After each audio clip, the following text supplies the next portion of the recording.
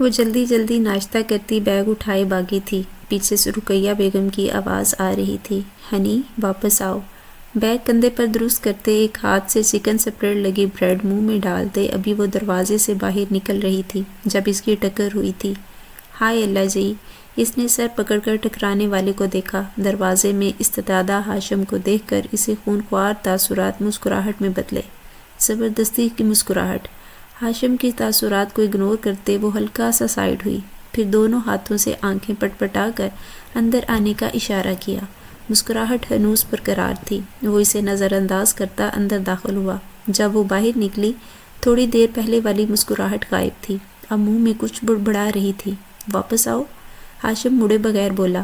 وہ کچھ بولتے بولتے رکی تھی۔ پیچھے مڑ کر بہت مہذب طریقے سے اس نے دونوں ہاتھ ایک دوسرے پر رکھ کر بولا تھا، ہاشم لالا، بہت امپورٹنٹ کلاس ہے، ناشتہ کر لیا ہے میں نے۔ اس کی بات پر اس نے مڑ کر آنکھیں اچکائی۔ میں کہہ رہا ہوں رکو، میں چھوڑ دوں گا۔ اب وہ کرسی کھینچتا بولا، نہیں، آپ زحمت کیوں کریں گے، میں چلی جاؤں گی۔ بہت ہی دانشمندی سے انکار کیا تھا۔ ہنی، میں کہہ رہا ہوں نا، اس نے گویا بات ہی ختم کی، آپ ابھی ناشتہ کرنے لگے ہیں، میں لیٹ ہو جاؤں گی۔ گھر میں سب کو پتا تھا نہ صرف ہاشم سے ہی قابو میں آتی ہے، اس لیے سب خاموشی سے ناشتہ کر رہے تھے اور وہ پیر پٹک کر لانچ میں آئی۔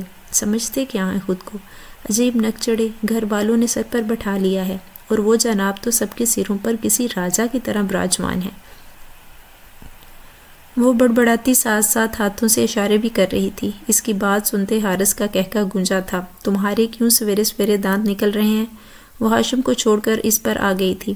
ڈیئر ہمشیرہ، جیسے ہاشم لالا سب کے سروں پر بیٹھے ہیں، ویسے تم نے سب کی ناک میں دم کیا ہوا ہے۔ کیا ہی ہو جائے اگر تم ایک مرتبہ کہیں بات مان جاؤ۔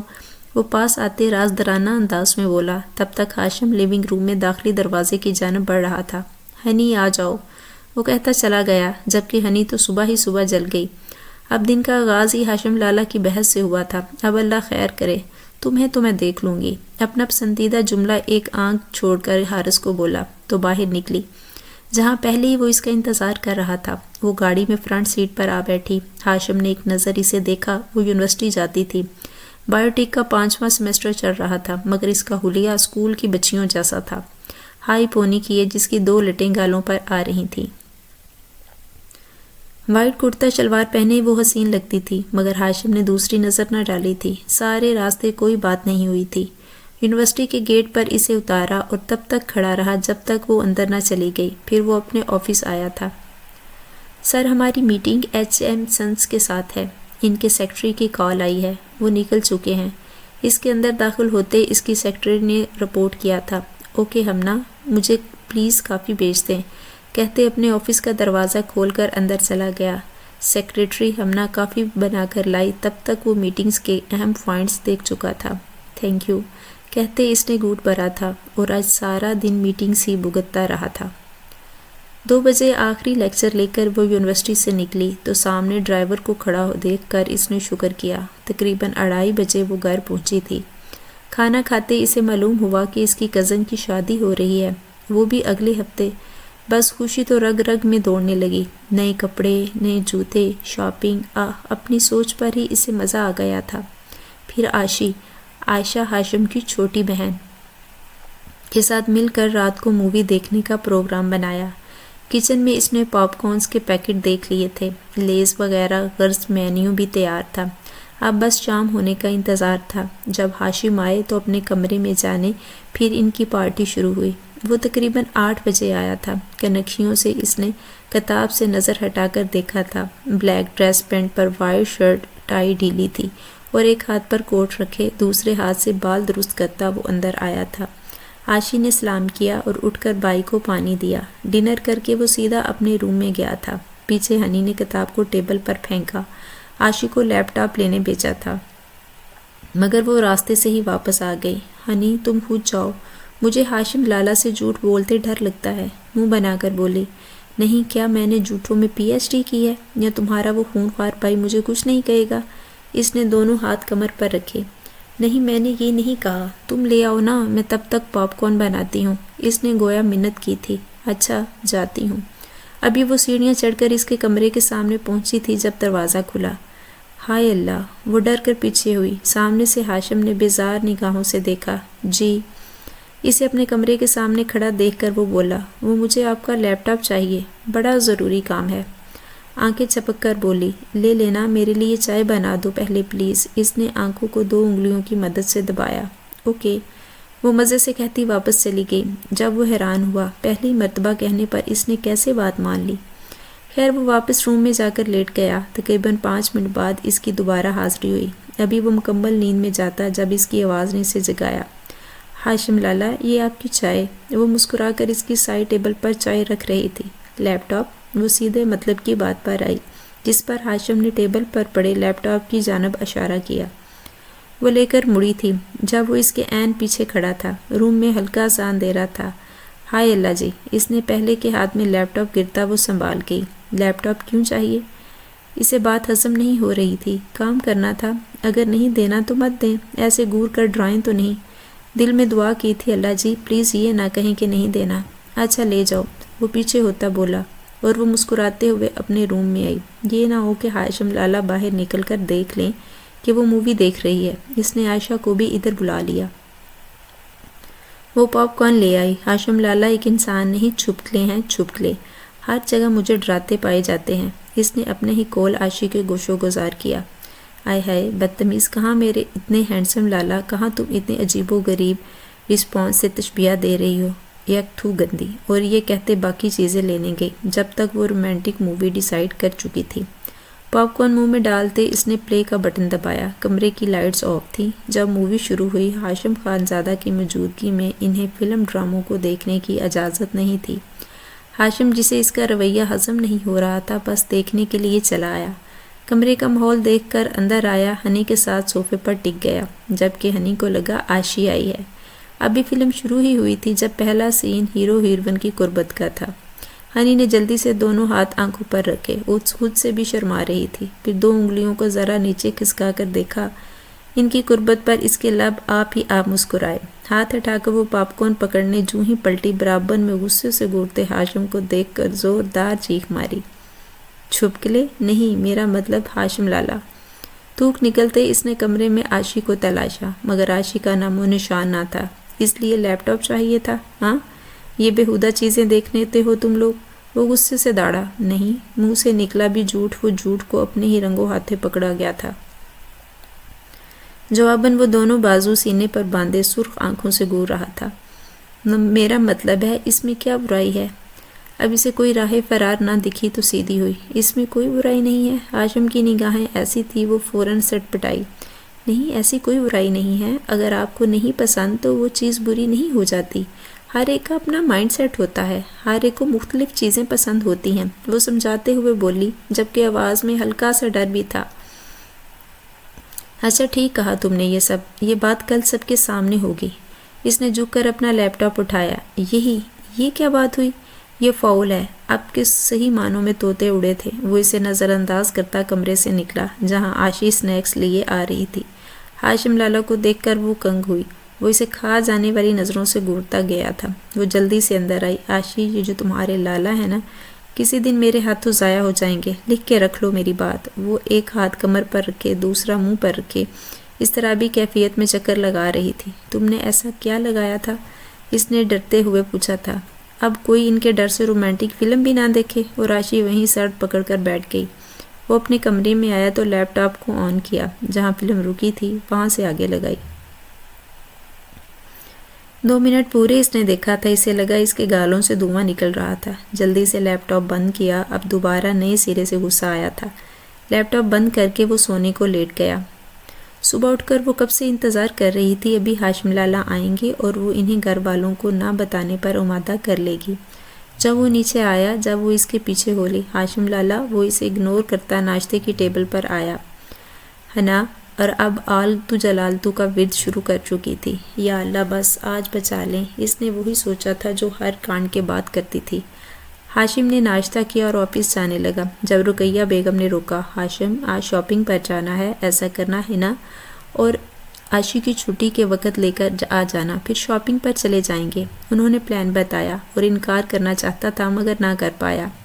آپ ایسا کریے گا، شاپنگ چلے جائیے گا، میں انہیں راشی کو لے آؤں گا، گھر کا سب سے سگڑ اور فرما بردار بچہ۔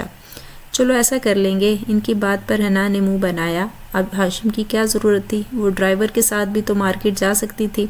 تم دونوں بیگ لے کے آؤ، میں ویٹ کر رہا ہوں۔ جلدی سے ناشتہ چھوڑتی بیگ اٹھا کر بھاگی تھی۔ وہ بھی نافرمانی کر کے اپنے پاؤں پر کلہاڑا نہیں مار سکتی تھی۔ عاشی فرنٹ سیٹ پر بیٹھی جبکہ وہ پچھلی پر۔ میں نے گھر والوں کو آج نہیں بتایا، مگر آئندہ ایسا نہیں کرنا، وہ تحمل سے بولا۔ جی ہاشم لالا، عاشی بولی۔ ذرا رومانٹک نہیں ہے یہ انسان، پتہ نہیں ان کی بیوی کا کیا بنے گا۔ وہ بڑبڑائی تھی، آواز ہاشم تک پہنچ گئی تھی۔ جواباً اس نے مرر سے گھورا۔ میری آواز اونچی ہے یا ان کے کان؟ وہ ششو پنچ میں مبتلا ہوئی۔ انہی کے کانوں میں مسئلہ ہے، نہیں تو ایک نارمل انسان اتنی آواز نہیں سن سکتا۔ اپنے سوال کو خود ہی جواب دیا۔ کبھی حنا خان زیادہ غلط ہو سکتی ہے؟ نہیں، بالکل بھی نہیں۔ پتہ نہیں اللہ تعالیٰ نے ان کو عقاب جیسی آنکھیں، چیل کی طرح کان کیوں دی ہیں۔ وہ بس سوچ ہی سکی۔ ان کو یونیورسٹی ڈراپ کیا اور چھٹی کا وقت بھی معلوم کر لیا۔ جب تک وہ اندر نہ پہنچ گئیں وہ وہیں کھڑا رہا۔ نہیں عاشی، تو مجھے بتاؤ، اب تمہارے لالا کیا توپ چیز ہیں جو اپنے سامنے ہر بندے کو اپنی رایا سمجھتے ہیں؟ عجیب۔ وہ یکدم اس کے سامنے آتے بولی، ایسا کچھ نہیں ہے، غلطی ہماری تھی، جبکہ انہوں نے ہمیں بچایا ہے۔ اگر کل کوئی اور آ جاتا تو؟ عاشی تو اپنے بھائی کے خلاف کچھ نہیں سن سکتی تھی۔ یا اللہ، ایک مووی ہی تھی، بات کا بدنگڑ بنانے کی کیا ضرورت تھی؟ وہ ایسی باتیں کرتی کلاس میں پہنچی۔ عاشی 7ویں سیمسٹر کی اسٹوڈنٹ تھی جبکہ ہنی 5ویں، سو دونوں اپنی اپنی کلاس کو پہنچی۔ تقریباً 3 بجے وہ فروئی ہوئی جب انہوں نے ہاشم کو کال کی۔ اس نے انہیں پک کیا اور سیدھا مال لایا تھا، جہاں حارث ہاشم کا چھوٹا بھائی، چچی رقیہ بیگم ہنی کی ماں، مدیحہ ہاشم کی ماں موجود تھی۔ سب لوگ اپنی اپنی شاپنگ پر جٹ گئے۔ جب عاشی تو لالا کا ہاتھ پکڑے کبھی اس دکان پر جاتی، کبھی تو لالا ہاتھ آتے تھے۔ یہ دیکھو عاشی، یہ کیسا ہے؟ ہنی اس جانب ایک ڈریس اٹھا کر لائی تھی۔ ارے واہ ہنی، تمہیں یہ پیس کہاں سے ملا؟ لاؤ میں ٹرائی کروں۔ اس نے اس سے ڈریس لیا۔ موبائل پر لگے ہاشم نے نظریں اٹھا کر دیکھا۔ ہنی کے چہرے پر مسکراہٹ ہلکی ہوئی۔ ان کے درمیان تیرا میرا نہیں ہوتا تھا، مگر یہ ڈریس اسے پسند آیا تھا۔ ہاں یہ لے لو، وہ دوبارہ سے مسکراتے بولی۔ عاشی چینج کرنے چلی گئی۔ جب اسے ویسے ہاشم کو کھینچا تھا جیسے عاشی لیے پھر رہی تھی۔ ہنی، وہ رکا، مجھے ڈریس سلیکٹ کرنا ہے، میرے ساتھ آئیں۔ وہ جلدی سے بولی۔ خود جا کر کرو۔ وہ پیچھے ہو کر موبائل یوز کرنے لگا۔ اس کو کل والی حرکت بھولی نہیں تھی، جبکہ حنا کو آج پہلی مرتبہ لگا تھا کہ وہ اس کا بھائی نہیں تھا۔ اس کے چہرے سے مسکراہٹ جیسے نچڑ گئی تھی۔ خالی نظروں سے اسے دیکھ کر وہ کپڑے دیکھنے لگی۔ کنکھیوں سے ہاشم نے اسے دوسری سائڈ جاتے دیکھا تھا۔ عاشی چینج کر کے آئی تو ہاشم سے پوچھا تھا کہ وہ کیسی لگ رہی ہے۔ مسجد جواب پر اب وہ حنا کو دیکھ رہی تھی۔ لالا، حنا کدھر ہے؟ دونوں نے دوسری جانب دیکھا مگر وہ نہیں تھی۔ میں دیکھتا ہوں، تم چینج کر کے اسے خرید کر ماما لوگوں کے پاس پہنچو۔ وہ اسے کارڈ پکڑتا اسے آؤٹ لیٹ سے نکال کر دوسری میں داخل ہوا۔ بلاخر وہ چچی کے ساتھ دکھی۔ ہنی، یہ کیا بدتمیزی ہے؟ وہاں سے بتا کر نہیں آ سکتی تھی؟ پتہ بھی ہے میں اور عاشی کتنا پریشان ہو گئے تھے۔ وہ دھیمی آواز میں دانت کچکا کر بولا، جس پر رقیہ نے اسے روکا۔ ہاشم، ہنی کی طبیعت ٹھیک نہیں، مت ڈانٹو، جبکہ وہ سنجیدگی سے کھڑی رہی۔ 22 سال تک ہاشم کا ہر رویہ برداشت کیا تھا، مگر اسے آج فرق سمجھ آیا تھا۔ وہ عاشی کے ساتھ اور اس کے ساتھ مختلف بیہیو کرتا تھا۔ شاپنگ کر کے وہ گھر آئے جب ہنی نے کچھ نہیں لیا تھا۔ اب باپ کے کندھے کے ساتھ جڑ کر بیٹھی تھی۔ سب اپنی اپنی شاپنگ کھولے بیٹھے تھے اور تبصرے ہو رہے تھے۔ میرے بیٹے کو کیا ہوا ہے؟ اتنا خاموش کیوں ہے؟ انہوں نے لاڈ سے پوچھا تھا۔ جواباً اس کی آنکھوں سے آنسو نکلے تھے جسے بڑی مشکل سے چھپایا تھا۔ ہاشم نے اسے دیکھ لیا تھا۔ لب بینچے وہ سوچ رہا تھا اسے ہوا کیا ہے؟ بالکل ٹھیک تھی، آج وہ جلدی سو گئی تھی۔ اگلے دن دونوں نے چھٹی کی۔ مرد حضرات کاموں پر گئے تھے۔ حارث یونی اور رقیہ مدیحہ کسی سہیلی کے گھر گئی تھی۔ داخلی دروازہ کھلا تھا اور وہ لیونگ روم کے ایک صوفے پر لیٹی تھی۔ سوئے اٹھ کر آئی تھی، بیٹھے بیٹھے پھر لیٹ گئی۔ یکدم عجیب سی اسمیل آئی۔ عاشی آئی تو اس نے اسے اٹھایا۔ ہنی، تمہیں اسمیل نہیں آ رہی؟ یار میرا تو دم گھٹ رہا ہے۔ اب کائی آ رہی تھی۔ اسے بھی حد درجہ گندی اسمیل آئی۔ اس سے پہلے کچھ ہوتا ہے جب ہنی کی نظر شیر پر پڑی۔ بڑی احتیاط سے وہ عاشی کو لیے باہر آئی، جان حلق میں اٹکی ہوئی تھی۔ لیونگ روم کے دروازے کو کنڈی لگائی۔ اب ہاتھ پیر پھولے تھے۔ عاشی، اندر شیر تھا، آنکھوں میں واضح خوف تھا۔ اب اس نے جلدی سے phone per number Malaya. Hello 1122، please آپ ادھر آ جائیں، ہمارے گھر میں شیر گھس آیا ہے۔ گھر کا ایڈریس بتا کر اب وہ پولیس کو کال کر رہی تھی۔ اسے جو ہیلپ لائن یاد تھی اس نے ملا دی۔ 15 منٹ میں گھر کے باہر سائرن بجے، بڑی بڑی گاڑیاں، 1122 رینجرز، پولیس کے ساتھ اتنے لوگ جمع ہو گئے جیسے پورا شہر اٹھایا ہو۔ عاشق کو خیال آیا گھر سے کسی کو فون کر دے۔ اس نے ہاشم کو کال کی، وہ میٹنگ چھوڑ کر بھاگا تھا۔ چچا اور بابا کو بھی اسی نے کال کی۔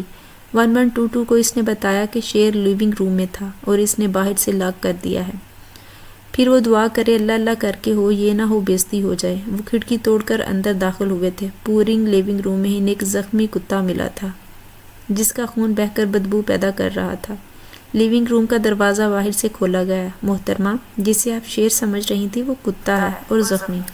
ایک ممبر نے آ کر آگاہ کیا۔ ہاں تو کتا تھا، وہ بھی زخمی، ڈینجرس، ویری ڈینجرس۔ ہنی ایمبیرسمنٹ سے بچنے کے لیے بولی جبکہ اس کے ہیڈ نے اسے بلایا۔ اس نے ادھر بھی یہی کہا۔ جواباً انہوں نے مسکرا کر اس کی بہادری کو داد دی۔ لوگ ہنس رہے تھے۔ جب تک ہاشم پہنچا باقی سب بھی پہنچے۔ وہ بھاگ کر آیا تھا۔ تم ٹھیک ہو؟ وہ قریب آ کر عاشق کو ساتھ لگا کر بولا، جبکہ سٹاف کے ساتھ اس کے پیچھے کھڑی ہنی نے اس کو محسوس کیا تھا کہ اس نے اس کا کیوں نہیں پوچھا جبکہ وہ اس کے سر پر پہنچا تھا۔ تمہارا دماغ ٹھیک ہے؟ عقل ہے بھی ہے کہ نہیں؟ کون ایک کتے کو شیر سمجھتا ہے؟ وہ غصے سے بولا۔ آپ کو پتہ بھی ہے کہ کتا کتنا بڑا تھا، اس کا رنگ بھی خیر جیسا تھا اور شکل اتنی بڑی، اب بندہ کنفیوز ہو ہی جاتا ہے۔ اس نے صفائی دی، ساتھ ساتھ اشارے کر کے بتا رہی تھی کہ اس کا قد کتنا تھا۔ تمہیں پتہ بھی ہے ہم کتنے پریشان ہو گئے تھے۔ ہنی کبھی تو عقل کا استعمال کر لیا کرو۔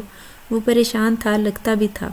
اب اس کے ہیڈ سے پوچھے۔ وہ مجھے شاباش دے رہے تھے، میں نے عقل سے کام لیا اور بر وقت انہیں کال کی۔ وہ جرا پر اتر آئی۔ ہاشم اب سب سے معذرت کرتا انہیں بیچ رہا تھا۔ خیر اسے کیا؟ بابا اس تک آئے۔ جب انہیں سارا معاملہ پتہ چلا تو سب کا کہکہ مشترکہ تھا۔ سب ہنس رہے تھے اور وہ شرمندہ سے مسکرا رہی تھی جبکہ ہاشم اسے خونخوار نظروں سے دیکھ رہا تھا۔ اللہ اللہ کر کے یہ دن کے 2 بجے ختم ہوا۔ لیونگ روم کی صفائی ہوئی، بدبو ختم ہو گئی اور اب سب بیٹھے ہنی کی بہادری کو سراہ رہے تھے۔ ہنی تمہاری آنکھیں خراب تھیں۔ یہ حارث تھا جو ابھی آیا تھا اور ہنی کے کارنامے پر شوق میں چلا گیا تھا۔ عقل بھی نہیں ہے، ہاشم نے آستہ سے بولا۔ حارث تمہیں پتہ بھی ہے کہ کتنا بڑا کتا تھا؟ اتنا بڑا، ہاتھ سے اونچائی بتائی۔ وہ اس کی شکل اتنی بڑی، شکل سے شیر ہی لگتا تھا۔ اس کے جواب پر حارث کی ہنسی بے ساختہ تھی۔ تھا تو کتا ہی نا، ہاشم بولا جسے اس نے آنکھیں چوڑی کر کے گورا۔ بابا نے بیچ بچاؤ کروا دیا۔ اب دعا کرو یہ نیوز انٹرنیٹ پر نہ آئے، نہیں تو محترمہ حنا صاحبہ پورے پاکستان میں لانتے سمیٹیں گی۔ کمرے میں جاتے حارث نے اسے ستانا فرض سمجھا۔ اگلے روز وہ یونیورسٹی تھکی ہاری آئی تو آ کر سو جاتی۔ 3 دن سے گھر میں سناٹا تھا، شاپنگ جاری تھی۔ حنا نے شاپنگ نہیں کی تھی۔ آج اسے یونی کے بعد جانا تھا مگر ہاشم کو دیکھ کر پلان بدل لیا۔ واپسی پر انہیں ہاشم نے پک کیا تھا۔ اس نے شاپنگ جانے سے منع کر دیا تھا۔ عاشق کے سامنے اسے کچھ نہیں کہا تھا مگر اس کے روم میں پہنچنے سے پہلے وہ اس کے سر پر کھڑا تھا۔ تمہارا مسئلہ کیا ہے؟ اسے بازو سے کھینچتے وہ بولا۔ میں نے کیا کیا ہے؟ دانستان وہ اس کی جانب نہیں دیکھ رہی تھی۔ اس کا دل بدل رہا تھا۔ وہ اس کے قریب کھڑا اس کے رویے کا پوچھ رہا تھا اور وہ اس کے حصار میں آنکھیں نیچے کیے کھڑی تھی۔ اسے جواب نہ دیتا پا کر وہ غصے سے اپنے کمرے میں چلا گیا۔ یہ مجھے کیا ہوا؟ اپنا لال ٹماٹر گال دیکھ کر وہ حیران ہوئی۔ پھر مجھے کیا کہہ کر سونے کو لیٹی۔ اگلے دن گھر والے شادی کے لیے گاؤں پہنچے۔ شادی گاؤں میں تھی۔ ان دونوں کے مٹس چل رہے تھے اس لیے رکی تھی اور ہاشم نے انہیں لے جان کر پہنچنا تھا۔ چھٹی کے بعد ہاشم کی گاڑی دیکھتی وہ اس کے سر پر سوار ہوئی۔ عاشی نے اپنی شاپنگ کا کہا تھا، شام کو کہہ کر وہ خاموش ہوئی جبکہ ہاشم کنکھیوں سے مرر میں سے دیکھ رہا تھا۔ راستے میں گاڑی سگنل پر رکی جب ہنی کی آواز آئی۔ How romantic. عاشی اور ہاشم نے اس کی نظروں کے زاویے پر دیکھا تو گاڑی میں ایک کپل تھا۔ لڑکا لڑکی کے گجرے والے ہاتھ پکڑ کر ہونٹوں سے لگا رہا تھا۔ ہاشم نے مڑ کر اسے گورا جب وہ دانت نکال گئی۔ وہ انہیں چھوڑ کر واپس آفس آیا تھا یہ کہہ کر کہ وہ پیکنگ کر لیں، رات کو نکلنا ہے۔ جلدی پیکنگ کر کے وہ ڈرائیور کے ساتھ مال آئی تھیں۔ 2 جوڑے جوتے جولری وغیرہ لے کر وہ شام سے پہلے گھر تھیں۔ تھوڑی دیر بعد ہاشم آیا تو وہ خوش گاڑی میں بیٹھی۔ سارا راستہ وہ اس کی چہکتی آواز سنتا آیا تھا۔ وہ راشی کسی چیز کو ڈسکس کر رہی تھی۔ باتوں میں اسے علم ہوا کہ وہ آج شاپنگ کر چکی تھی، مطلب اس کے ساتھ جانے میں پرابلم تھا۔ اس بات پر تیش تو بہت آیا مگر کنٹرول کر گیا۔ تقریباً 4 گھنٹے کی ڈرائیو کے بعد ان کی گاڑی کی سپیڈ سلو ہوئی۔ شاندار سی حویلی کو دلہن کی طرح سجایا گیا تھا۔ واو، ہنی کے منہ سے بے ساختہ نکلا۔ گاڑی پارک کی تو نکلی عاشی تو اسے چھوڑ کر اندر بھاگ گئی، جبکہ اس کا راستہ ہاشم نے روکا۔ جی، اپنے راستے میں سے کھڑا دیکھ کر وہ بولی۔ ہاشم غصے سے اسے دبوچے گاڑی کے ساتھ لگا گیا۔ مسئلہ کیا ہے تمہارا؟ جب میں نے کہا تھا کہ شاپنگ کا تو تم نے نہیں کی، مگر بعد میں تم ڈرائیور کے ساتھ چلی گئی۔ ویسے ہی تب میرا موڈ نہیں تھا، اسے سمجھ نہیں آ رہی تھی کہ وہ کیا کہتی۔ اس کے بالکل قریب کھڑے ہونے سے آسان خطا ہو گئے تھے۔ نظر اٹھا کر اسے دیکھا، جو اسے ہی دیکھ رہا تھا، اور اپنا غصہ کنٹرول کرنے کی کوشش کر رہا تھا۔ ہنی نے تھوک نکلا۔ وہ اسے اگنور کر رہی تھی اور ہاشم سے برداشت نہیں ہو رہا تھا۔ وہاں سے وہ نکلی تو سیدھا اندر آئی۔ اس کے ایک قدم پیچھے ہاشم بھی چلتا آ رہا تھا، دونوں ہاتھ پیچھے باندھے، ایسے لگ رہا تھا شہزادی کا ہینڈسم باڈی گارڈ ہو۔ گاؤں کی لڑکیوں نے تو لبوں پر پلو رکھ کر اس کا جائزہ لیا تھا، پھر اس کے حسن کے قصیدے پڑھنے لگی۔ وہ دونوں ماؤں کے پاس پہنچے، اپنے رشتہ داروں سے ملنے لگے۔ کوئی بزرگ خاتون نے اس کے سر پر پیار دیتے کہا تھا، اللہ تمہارے میاں کو سلامت رکھے، جس پر وہ جھجکی۔ میری شادی نہیں ہوئی؟ اس کی یہ شکل دیکھ کر ہاشم کو جانے کیوں مزہ آیا۔ ساتھ کھڑے ہاشم کو دیکھ کر وہ بڑبڑائی تھی، اور وہ اسی رومانس لیس انسان سے شادی کروں گی بھی نہیں، اپنی طرف سے آستہ بولی تھی، مگر اس نے سن لیا تھا۔ دوسری جانب دیکھ کر وہ کھل کر مسکرایا تھا۔ اگلے دن مہندی تھی، ابھی تھکاوٹ سے چور وہ سونے کو لیٹے۔ اگلے دن 12 بجے اٹھ کر انہوں نے ناشتہ کیا۔ مہمانوں سے ملتے دن گزرا اور رات کا فنکشن آیا۔ وہ مسٹرڈ اور مہندی رنگ کے خوبصورت کی پیروں کو چھوتی فراک میں ملبوس تھی، بال کھلے، کانوں میں جھمکے پہنے، اور تمام لڑکیوں نے جیسے سیم چوڑیاں پہنے، ہلکا سا میک اپ کیے، وہ نظر لگ جانے کی حد تک پیاری لگ رہی تھی۔ مہندی کا فنکشن سٹارٹ ہو چکا تھا۔ وہ اٹھ کر اندر کی جانب گئی، کچن سے مٹھائی کی پلیٹ بناتے اسے اندازہ نہیں تھا کہ کوئی اسے دیکھ رہا ہے۔ ایسی نظریں جنہیں کوئی دیکھ کر بتا دے کہ پسندیدگی کی نظریں تھیں۔ اس کے بال چہرے پر آ گئے، دیکھنے والا بے چین ہوا۔ ہنی نے بال پیچھے کیے، وہ بے خبری میں سے یوں تک رہا تھا جیسے دنیا کی ساری خوبصورتی اسی ایک وجود میں آ سمائی ہو۔ وہ لمحہ تھا جب محبت نے گیت گائے تھے۔ اس کی مسکراہٹ میں نرمی تھی، آنکھوں میں ستائش کی جھلک تھی، اور وہ اوپر سے تیار ہو کر باہر جا رہا تھا جب کچن کی جانب جاتی حنا پر نظر پڑی، اور وہ وہیں رک گیا۔ آج اس نے میک اپ کیا تھا، باقی دنوں سے ہٹ کر وہ آج بے حد حسین لگ رہی تھی۔ جب اس کے بال چہرے پر آئے تو جانے کیوں اسے پیچھے ہٹانے کا دل کیا تھا۔ وہ پلٹی تو ہاشم نے باہر کو قدم بڑھائے، اور وہ اسے اگنور کیے اس کے پاس سے نکل گئی۔ وہ سارا فنکشن اس کے آس پاس رہا، بس بات نہ ہو سکی۔ اپنے جذبات سے ناآشنا وہ ماں کے پاس بیٹھا ہنی کو دیکھ رہا تھا، جو عاشی کے ساتھ لگی فوٹوز بنوا رہی تھی۔ فنکشن ختم ہوا تو سب سونے کو لیٹے۔ ساری رات اسے ہنی کا خیال آتا، وہ اسے آج کیوں اٹریکٹ ہو رہا ہے۔ اسے معلوم نہیں تھا، مگر اسے دیکھ کر اسے اچھا لگ رہا تھا۔ یہ تشویشناک بات تھی۔ اگلے دن بارات پر بھی وہی ہوا، اللہ گلا ہوتا رہا۔ سب تیار ہوئے، میرج ہال پہنچنا تھا، بڑی جلدی کرنے کا کہہ رہے تھے۔ جب وہ سیڑھیاں اترتی دیکھی اور عاشی کے ساتھ اتر رہی تھی، میرون لباس پہنے، کھلے بال، ماتھے پر ٹیکا، جھمکے، مہندی لگے ہاتھوں پر چوڑیاں اور گولڈن ہیل پہنے، وہ اس کا دل ہلا گئی۔ وہ اسے تک رہا تھا جیسے وقت تھم گیا ہو۔ اس کے قریب پہنچتے وہ مسکرائی، اس کی مسکراہٹ کے ساتھ وہ مسکرایا۔ کیا محبت اتنی جلدی ہو جاتی ہے؟ جواب آیا، ایک لمحے سے بھی کم وقت میں ہو جاتی ہے۔ وہ اسے بلا تک نہیں رہی تھی۔ یہ بات ہاشم کے دل کو لگی۔ ہال جانے کی باری آئی تو ہنی نے کہا تھا وہ بابا اور ماما کے ساتھ جائے گی، جبکہ وہ دونوں پہلے نکل گئے۔ اب ایک گاڑی میں حارث لوگ اور دوسری میں ہنی، ہاشم اور عاشی تھے۔ تم لوگوں کو آئیڈیا ہے کب تک جانا ہے واپس؟ ہاشم بولا، نظریں اسی پر ٹکی تھی۔ عاشی نے کندھے اچکا دیے جب اس نے ہنی سے پوچھا، پتہ نہیں ہاشم لالا۔ اوکے، اس کو اندر آتا دیکھ پھر کسی نے جوڑا بنا دیا تھا ان کا، ہو نہ ہو جانے کہیں ان کی شادی، اور وہ یہ میرا بندہ۔ وہ بڑبڑائی، سب اس کو بازو سے پکڑتا وہ سائڈ پر آیا تھا، وہاں کوئی بھی نہیں تھا۔ کیوں نہیں کر سکتا کوئی مجھ سے شادی؟ وہ ایک دم قریب آیا، وائٹ شلوار سوٹ میں کالی چادر کندھوں پر رکھے، بلاؤن کھیڑی پہنے، شاندار لگ رہا تھا۔ حنا کے دل کی دھڑکن مس ہوئی۔ وہ اس کے اتنے قریب کھڑا تھا، دل پسلیاں توڑ کر باہر آنے کو بےتاب ہوا۔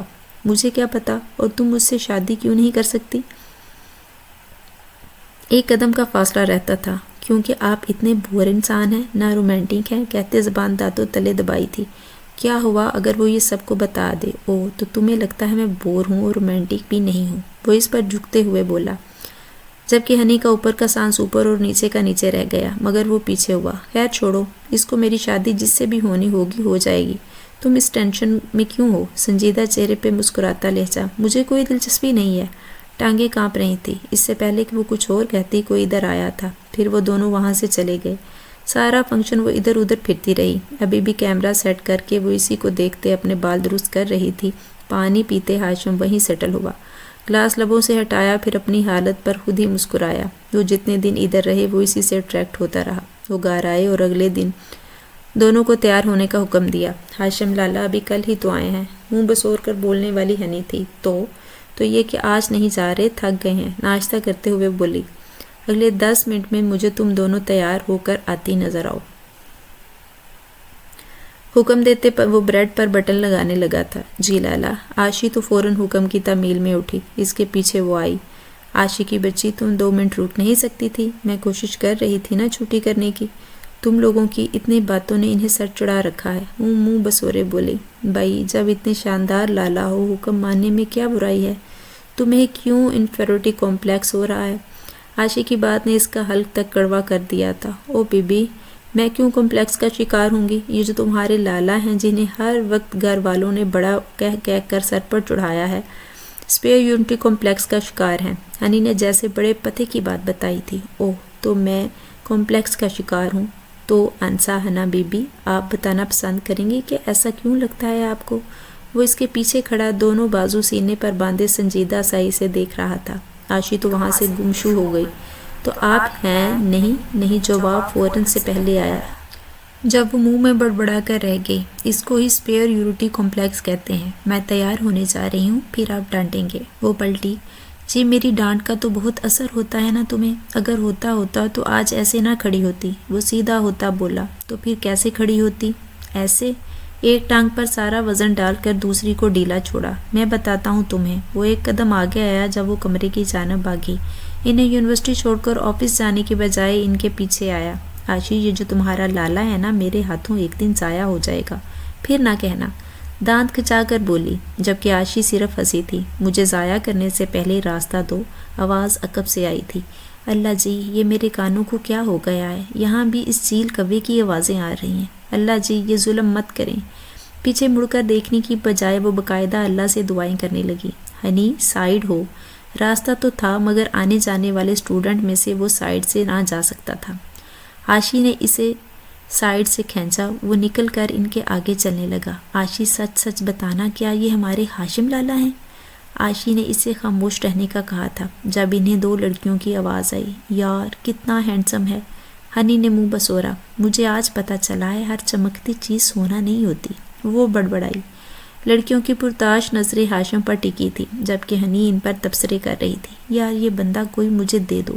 ایک لڑکی کی آواز آئی جبکہ ہاشم تو بہرا بنا ان کے آگے آگے چل رہا تھا. اب آشی اس کے ساتھ چلتی کوئی بات کر رہی تھی. مجھے مفت میں ملے ہیں تو تب بھی نہ لوں. تبصرے لازم تھا. جب پر آگے چلتے ہاشم نے لب بینچے. وہ وہاں اسے کچھ کہہ بھی نہیں سکتا تھا. یار رومانٹک ناولز والا ہیرو آ گیا. عجیب، مجھ سے پوچھو رومانٹک لیس انسان ہے. لڑکیاں بھی نا عجیب ہوتی ہیں. وہ اپنے دھیان سے چلتی جا رہی تھی. پتہ نہ چلا کہ ہاشم اسے دیکھ رہا ہے. ہائے اللہ جی، سامنے چلتے چلتے آپ نے 360 کا یو ٹرن کیوں لے لیا؟ وہ اپنے خون اشام نظروں سے گورتا واپس مڑا تھا. اب وہ جن سے مل رہا تھا وہ انہی کے ڈپارٹمنٹ کا نیا HOD تھا. ہنی کی آنکھیں حیرت سے پھیلی. وہ دونوں اب گلے لگے تھے. ہنی آنکھیں پٹپٹا کر دیکھتی رہی. اب ان دونوں کا تعارف کروا رہا تھا. ہاشم نے غور کیا تو وہ بڑی سلجھے ہوئے طریقے سے مسکرا کر اپنا بتا رہی تھی. ہاشم نے بتایا وہ اس کا دوست ہے. ان دونوں کو کلاس کا کہتا وہ اس کے آفس آیا تھا. ہائے لاشی، تمہارے لالا کس کام تو آئے. یا اللہ، اب ہوں گے مزے. وہ خوش ہوتے بولی. گھر میں مدیحہ نے رقیہ سے ہاشم اور حنا کا رشتہ مانگا تھا جو وہ خوشی سے سن رہی تھی. بچپن سے ہی بن کہے سب کو پتا تھا حنا ہاشم کی دلہن بنے گی. وہ اسے کنٹرول میں بھی وہی رکھتا تھا. حنا کے بابا نے حنا سے بات کرنے کا کہا تھا جس کی جانب سے صاف انکار ہوا تھا. وجہ پوچھنے پر بولی، ہم دونوں بہت مختلف ہیں. وہ مجھے شادی بھی نہیں کرنی. بہت سمجھایا مگر نہ ہاں کو نہ بدل سکے.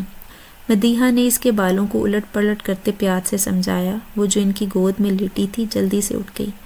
آپ ان کی فیور کریں گی تو میری کون کرے گا؟ وہ روحانسی سی بولی. تمہاری ہاشم کرے گا نا؟ وہ تنگ کرتے بولی. ہاشم کو معلوم ہوا وہ انکار کر رہی ہے تو اس نے لب بینچے. رات 12 بجے وہ پانی پینے آیا تھا جب وہ کافی بنانے آئی تھی.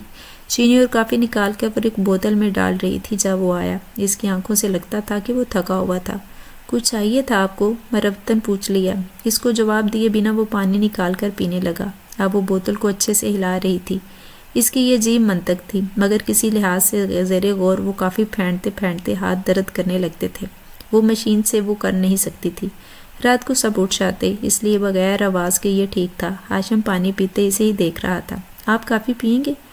اس کی اس بات نے ہاشم کا ضبط پر آخری کیل اکھاڑا اور بجلی کی تیزی سے اس تک پہنچا، اس سے پہلے کہ وہ گھبراتی اور وہ اس کے سر پر کھڑا تھا۔ رشتے سے کیوں انکار کیا؟ ہاشم جانتا تھا یہ جملہ اسے نہیں پوچھنا چاہیے تھے، مگر وہ رہ نہ سکا۔ میری مرضی، میں جس سے مرضی شادی کروں۔ آواز میں لڑکھڑاہٹ تھی۔ وہ اس کے اتنے نزدیک کھڑا تھا، اوپر سے گھر میں چلتی بات کا اثر تھا۔ اسے شرم و جھجک نے گھیر لیا۔ وجہ بتاؤ۔ وہ کاؤنٹر کے ساتھ لگی کھڑی تھی اور دونوں ہاتھ اس کے دائیں دائیں رکھے کھڑا تھا۔ بہت سی ہیں، کپکپاہٹ واضح تھی۔ اس کو جھجکتے دیکھ کر ہاشم مسکراتا، مگر ابھی نہیں، ابھی بہت ضروری بات تھی۔ ایک بتاؤ۔ وہ آپ میرے جیسے نہیں ہیں، لائک وہ مجھے پسند ہے جو آپ کو نہیں ہے، اس لیے یہ اچھا مشورہ نہیں ہے۔ اس سے بات کی نہیں بن پا رہی تھی۔ کل صبح تمہارا جواب بدل جانا چاہیے، نہیں تو تم جانتی ہو مجھے۔ وہ پیچھے ہٹتا بولا تو ہنی کی سانس میں سانس آئی۔ کیوں؟ آپ ایسے زبردستی نہیں کر سکتے۔ وہ پھر اس پر جھکا تھا۔ زرد بلب کی ہلکی سی روشنی ان پر آ رہی تھی۔ جب ہنی کا دل زور سے دھڑکا، اس کے بالکل قریب آ کے وہ پیچھے ہٹا اور چلا گیا۔ ہائے اللہ، یہ کیا تھا؟ خیر اگلے دن رقیہ بیگم نے اور مدیحہ نے منانے کی کوشش کی تھی، مگر وہ نہ مانی، اور اس وقت رقیہ بیگم کے کمرے میں تھی۔ مدیحہ صوفے پر بیٹھی تھی جب وہ اٹھ کر ان کی گود میں سر رکھ کر لیٹ گئی۔ تائی امی، دیکھیں نا ہاشم لالا ہر وقت مجھے ڈانٹتے ہیں، اور ماما تو چاہتی یہ ہیں کہ میں ہر وقت اس جلاد کی قید میں رہوں۔ یار آپ تو ایسا نہ کریں۔ دونوں ہاتھ بلند کیے وہ کسی چیز کو توڑ مروڑ رہی تھی جب ہاشم ماں کو ڈھونڈتا آیا تھا۔ ہنی کی باتیں سنتا وہیں کھڑا رہا۔ جب مدیحہ نے اسے بلایا، ہاشم اندر آؤ، ہنی حیران ہوئی، پھر اپنے حلیے پر شرمندہ ہوئی۔ آج تک نہیں ہوئی تھی۔ وہ پہلی ہی رات کو ٹی شرٹ اور ٹراؤزر میں سو رہی تھی۔ کئی مرتبہ اس کے سامنے آتی جاتی تھی، مگر اب فطری حیا اڑے آئی۔ قریب میں کوئی دوپٹہ بھی نہ رکھا تھا۔ شرم سے آنکھیں جھکا کر وہ کب لب کاٹنے لگی۔ مدیحہ اس کی حالت سے محظوظ ہوئی تھی، جبکہ ہاشم بات کر کے چلا گیا۔ اس نے رشتے کے لیے رضامندی دے دی۔ آج وہ یونیورسٹی اکیلے گئی تھی۔ عائشی کو کوئی لیکچر نہ تھا۔ ہاشم اسے چھٹی کے وقت لینے آیا تھا۔ اس نے سوچا دوست سے بھی ملنا جائے، مگر ہنی اپنے ایچ ڈی او کے ساتھ کھڑی کسی بات پر ہنس رہی تھی۔ آؤ ہاشم، اسے دیکھ کر دوست نے بلایا۔ نہیں یار، ہنی کو لینے آیا تھا، پھر کبھی۔ رقابت کے احساس سے مٹھیاں بینچیں۔ اسے لے جا کر وہ گاڑی میں بیٹھا، جبکہ ہنی جانے کیوں مسکرائے جا رہی تھی اور اسے آگ لگ رہی تھی۔ باہر دیکھتے ہنی نے دیکھا ایک لڑکی کو گاڑی نے ٹکر ماری تھی، پھر گاڑی رکی بھی نہیں۔ ہاشم لالا گاڑی روکے۔ وہ یکدم چیخی۔ کیا ہوا؟ گاڑی روک کر پوچھا، جب تک وہ دروازہ کھول کر بھاگی۔ خون سے لت پر لڑکی موقع پر ہی جان سے ہاتھ دھو بیٹھی۔ ہنی کا تو رو رو کر برا حال ہو گیا۔ ہاسپٹل پاس تھا، ادھر پہنچ کر اس کے گھر والوں کو اطلاع دی۔ ہاسپٹل کے کوریڈور میں وہ سنبھل ہی نہیں رہی تھی جب ہاشم نے اسے اپنے کندھے کے ساتھ لگایا۔ آپ نے دیکھا تھا نا، کوئی کسی کو کیسے مار سکتا ہے؟ وہ روتے ہوئے بولی۔ Honey take it easy. وہ اس کے حصار میں گرتی جا رہی تھی۔ ہچکیوں کے ساتھ روتی ہنی ہاشم کو پریشان کر گئی۔ اسے بڑی مشکل سے بہلا پھسلا کر وہ گھر لایا۔ گھر والوں کو تمام صورتحال کا بتایا۔ عائشی اپنے کمرے میں لے گئی، جبکہ وہ اس کی حالت پر پریشان ہوتا رہا۔ اگلے 10 دنوں میں ان کے لیے رشتے کی ڈیٹ فائنل ہو گئی۔ اس کے یونیورسٹی جانے پر پابندی لگ گئی۔ وہ ہاشم کے سامنے بھی نہیں جاتی تھی۔ شادی کا دن بھی عام پہنچا۔ جب وہ اسی لیے اپنے کمرے میں آیا تھا، اس کا گھونگھٹ پیچھے کرتا وہ دم بخود رہ گیا تھا۔ کیا کوئی اتنا حسین ہو سکتا ہے جو اب ہاں میں آیا؟ اس کے قریب بیٹھے ہاشم نے حنا کی مہندی لگے ہاتھ اپنے ہاتھوں میں لیے اور حنا کا سارا لہو سمٹ کر چہرے پر آ گیا۔ اب وہ مہندی کی مہک سونگھ رہا تھا۔ جیب سے ہیرے کی انگوٹھی نکال کر اس نے پہنائی۔ حنا تو جیسے حنا ہی رہی نہیں تھی، جو بھی تھا وہ اس کا شوہر تھا۔ Hina, are you looking very beautiful, دل سے آواز نکلی تھی، جس پر وہ سر ہلا گئی۔ عجیب جان جوکھوں میں پھنس چکی تھی۔ وہ شکایت کرتی تھی وہ رومانٹک نہیں، اور خود ہاتھ پکڑنے پر بھی شرما گئی تھی۔ اسے کچھ بولتا نہ دیکھ کر وہ سراس گود میں رکھ گیا تھا۔ اس کی مہندی لگے سفید ہاتھوں پر مہندی کا رنگ دیکھتا بولا تھا، دیکھو کتنا اچھا رنگ آیا ہے۔ لوگ کہتے ہیں جن کے ہاتھوں پر مہندی کا رنگ اچھا ہے، اس کا شوہر اس سے بہت پیار کرتا ہے۔ حنا تو دیکھتی رہ گئی، یہ وہی ہاشم لالا تھے؟ نہیں جی، کہتے ہیں ساس اچھی ملتی ہے۔ زیادہ دیر خاموش نہ رہا گیا۔ حنا، تمہارا جنرل نالج کتنا کم ہے۔ اب شادی لڑکا لڑکی کی ہوتی ہے، اس کے ہاتھ پر مہندی شوہر کے نام کی لگتی ہے، اور رنگ ساس کی محبت کا چڑھے۔ بات تو لاجک کے ساتھ کی تھی۔ حنا بھی سوچنے لگی۔ اب وہ اس کے ہاتھ اپنی آنکھوں پر رکھ دیا تھا، جب اس کے ہاتھوں میں کپکپاہٹ واضح تھی۔ اچھا اٹھو، چینج کر لو۔ اسے انکمفرٹیبل دیکھ کر وہ اٹھا۔ دھیرے سے اٹھتے وہ واش روم کی جانب گئی، مگر جلد ہی اس کی دوبارہ واپسی ہوئی۔ سر پر لگی 600 پنس نکالنی بھی تو تھیں۔ اگلا آدھا گھنٹہ دونوں مل کر اس کی پنس نکالتے رہے۔ ایک تو بندہ پہلے تھکا ہوتا ہے، اوپر سے بیوٹیشین اتنی پنس لگا دیتی ہیں کہ کسی اور جانب خیال ہی نہ جائے۔ یہ جملہ ہنی کے منہ سے نکلا تھا، جس کا فوراً جواب آیا، ہنی اس کو تم رومانٹک نظریے سے دیکھو۔ ہاشم کی بات پر اس کے گال گلنار ہوئے۔ اللہ نے ساس کے روپ میں ماں دے دی اور شوہر کے روپ میں ساس۔ وہ بڑبڑاتی اٹھ کر جانے لگی۔ جب ہاشم نے کھینچ کر اسے اپنی طرف کھینچا تھا اور ہنی کا مانو سانس رک گیا تھا، ایک ہاتھ کمر میں ڈالے دوسرے سے اس کے بال درست کرتے وہ پرفیکٹ کپل لگ رہے تھے۔ چھوڑے، مجھے چینج کرنا ہے۔ اس کے نہ چھوڑنے پر وہ دوبارہ بولی۔ ہاشم لا اس سے پہلے کہ وہ لالا بولتی وہ اس کے لبوں پر چکا تھا۔